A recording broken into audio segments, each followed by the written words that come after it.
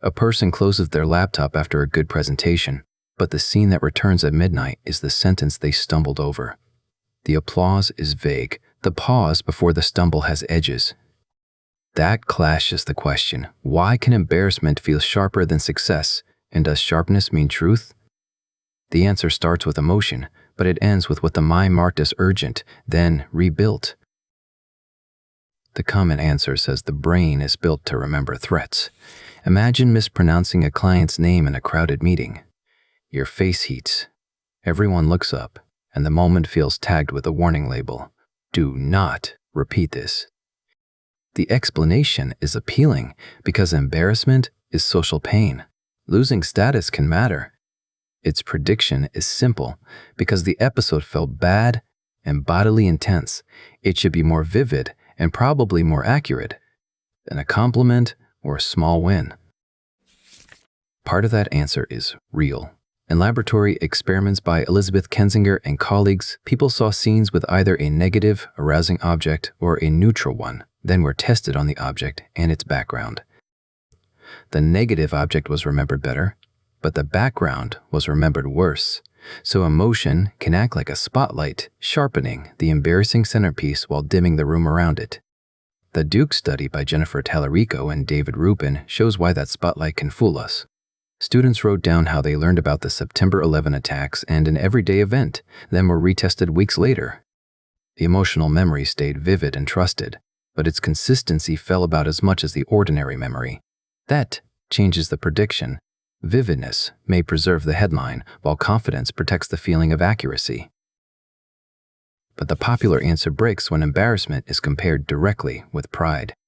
A study by Arnaud Dargambeau and Marshall van der Linden asked adults to recall specific moments of pride, shame, admiration, and contempt, then rate their sensory detail and reliving. Pride, not shame, was rated as more detailed, especially among people with higher self-esteem. That is a reversal. Success can be the brighter self-memory, while shame may be softened or pushed away. So, the precise question is no longer whether bad moments are always stronger. It is which part of an emotional event gets priority and what happens each time we revisit it. A better model treats memory less like a video file and more like a case folder that keeps getting reopened. At the embarrassing moment, attention grabs the useful evidence, the wrong word, the face that changed, the rule you seem to have broken. Other details may never be stored well. Later, when the memory returns, the mind does not simply replay it. It rebuilds it using present mood, goals, and the story you now tell about yourself. A 2024 review by Laura Fall, Jacqueline Ford, and Elizabeth Kensinger synthesizes this pattern across emotional autobiographical memory. Its conclusion was not that emotion makes perfect records. Emotion can strengthen high-priority content while leaving other content weak, and retrieval can reshape what the event feels like. Embarrassment feels vivid because the folder contains a few bright exhibits and a lot of meaning written later in the margins afterward. The hidden variable is not negative versus positive. It is goal relevance, what the event seems to matter for right now. A review by Linda Levine and Robin Edelstein argued that emotion narrows memory toward information tied to active goals.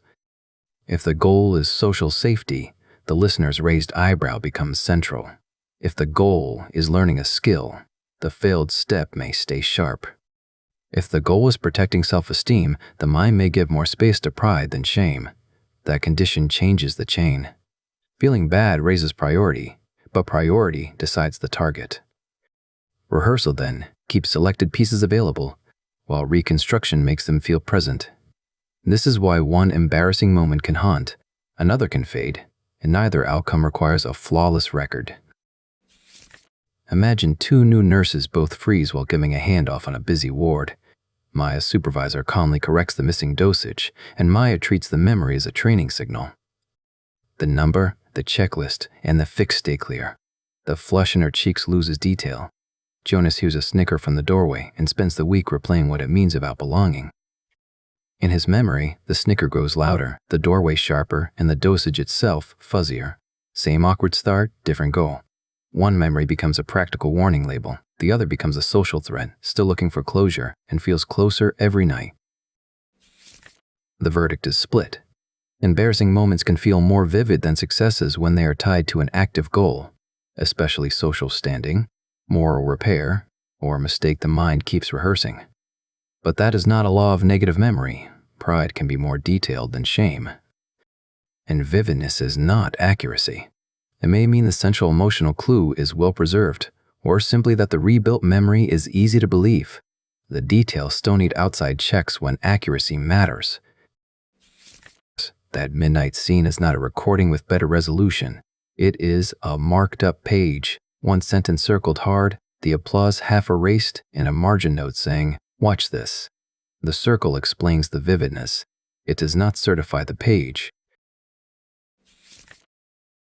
Alright, and that was today's curiosity from Hidden Axiom. We hope you enjoyed it, and if this video answered your question, leave a like, share your next question in the comments, and subscribe to keep discovering. Thank you for watching, and until next time, stay curious.